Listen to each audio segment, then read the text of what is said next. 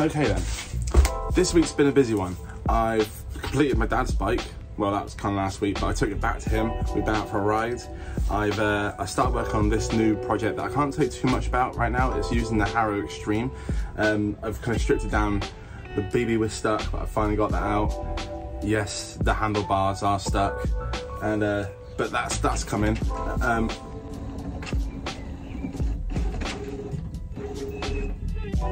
Someone keeps trying to print from my Wi-Fi printer. I don't want your documents. Oh, and I've nearly finished this, but that's too much. Don't want to release all its secrets just yet. So, onto today's bike. Me and my son do a lot of painting together. It's one of his favourite things to do. Right, this is one of mine. But I just thought it was a really good idea. I'm not really sure why I thought of it, but I was like, what could go wrong? So I picked out my favourite bike, the Amel, I think it's Amel, and stripped it down. But enough of that. Let's strip it down.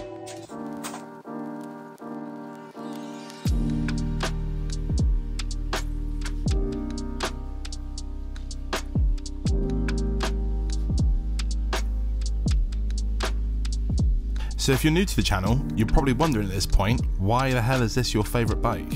Well, I'm not going to go into it too much detail now, but there's a whole video on it which I'll link below, and it is possibly on your screen right now.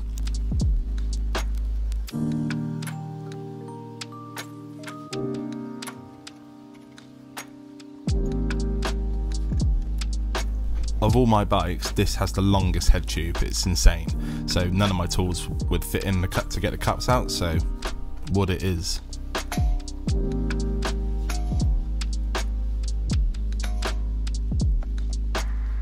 I believe this bike's from the 80s, so as you can imagine the decals are pretty stuck on and pretty crusty, so I just heated them up and then peeled them off, and they left a lot of residue, but it worked quite well.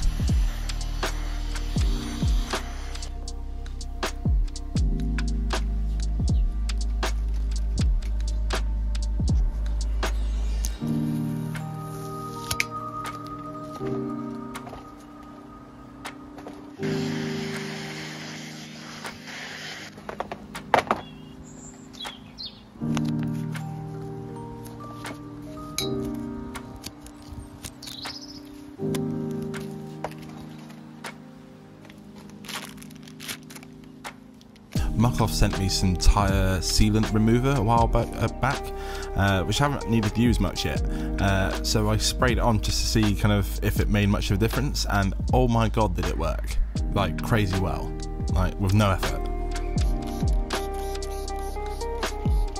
And then to just finish it off, I cleaned it down with some more Muck-Off. Not a sponsor. Now this paint job is just for fun, so I'm missing lots of the preparation steps, but I at least wanted to give it a bit of a sand down to give it the paint something to just bite to. I thought at least it would try and help us, but that was it. Right then, on to the fun part.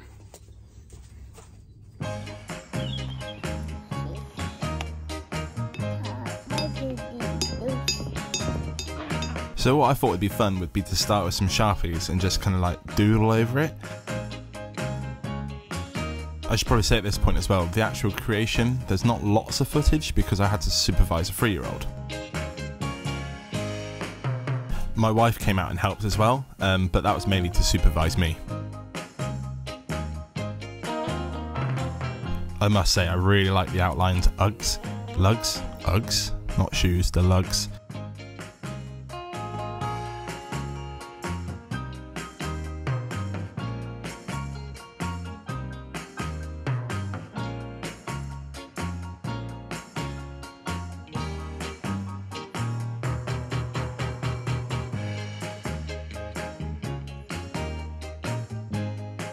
There was a few people on Instagram that were kind of concerned that I was just going to hand a 3-year-old some spray paints. That wasn't the plan. Instead, I put the spray paint in the lid and we used paintbrushes.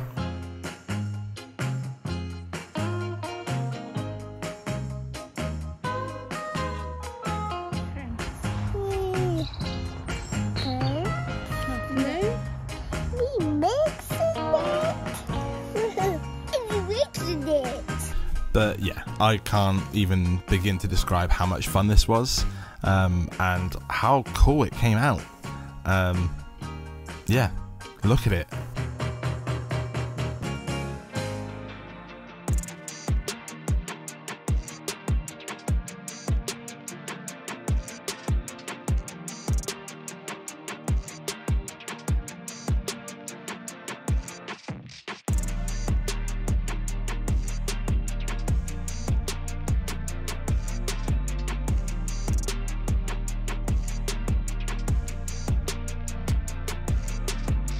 The original plan was to just leave it as like this. It was just a bit of fun, didn't necessarily need to be that solid, last forever, but I had a couple of spare cans of matte lacquer from spray.bike, so I thought I'd put it on there. But it did start to rain, so I needed to make my trusty outdoor spray booth. The forks, on the other hand, I decided to get a little bit more fancy. I also had a spare can of metal flake from spray.bike and silver, so I thought, well, I might as well put that on there.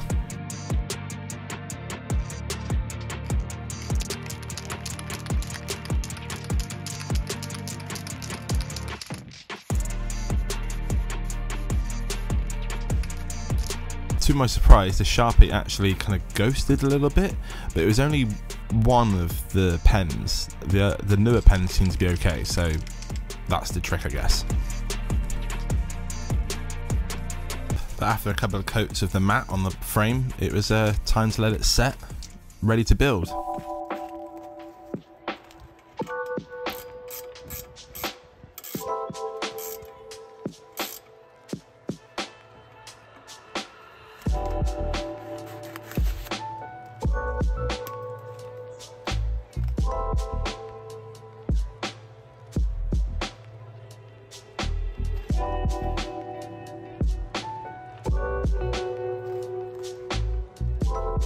The long head tube came back to bite again. I didn't even think about this ever being a problem in my life.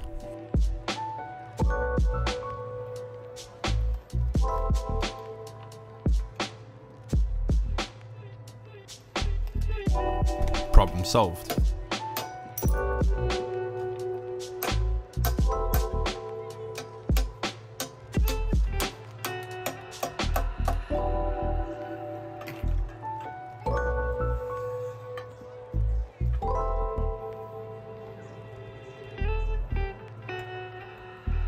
The next problem I had was the new headset I put on. The screw part was a little bit too thick, and again, because of the long head tube, I'm guessing it had quite a thin one on originally, so I just bunged that one back on. There's a little bit of silver on the headset now, which I didn't want, but it's fine.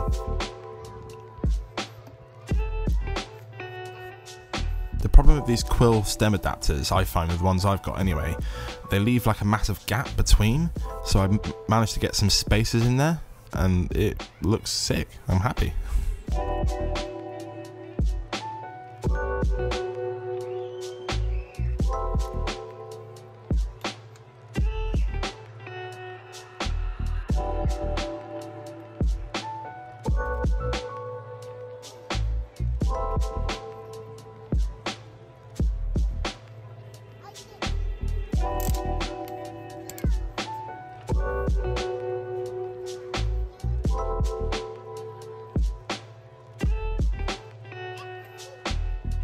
I use these chunky DTH, I think they're 2.3s from Maxxis on this build.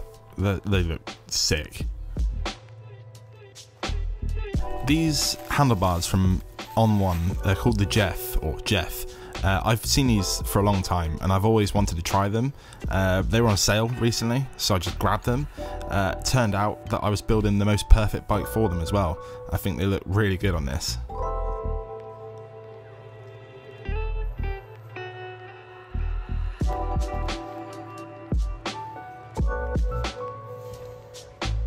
I noticed that you could thread the cable through the stem to get to the hanger on this build, which I think looks pretty cool.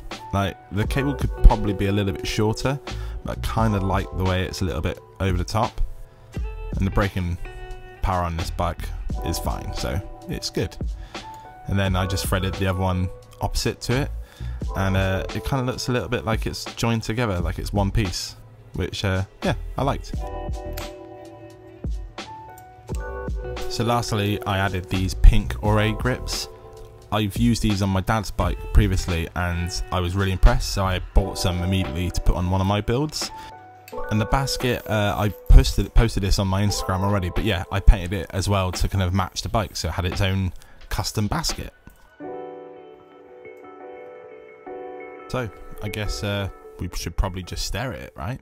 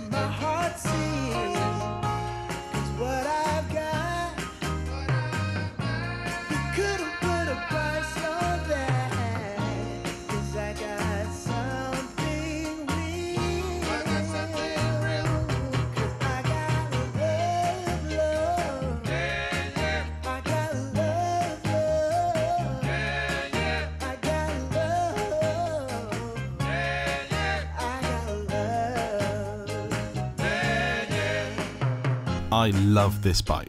It's so nice to ride, it's so special looking at it, and I challenge you to do something similar. Grab a bike, grab anything and just paint it with your family, do something cool.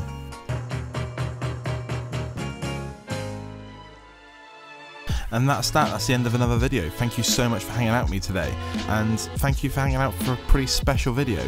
If you really enjoyed this, I have endless amounts of builds lined up, so do subscribe, do comment below, and if you want to watch more, there's a video on the screen right now.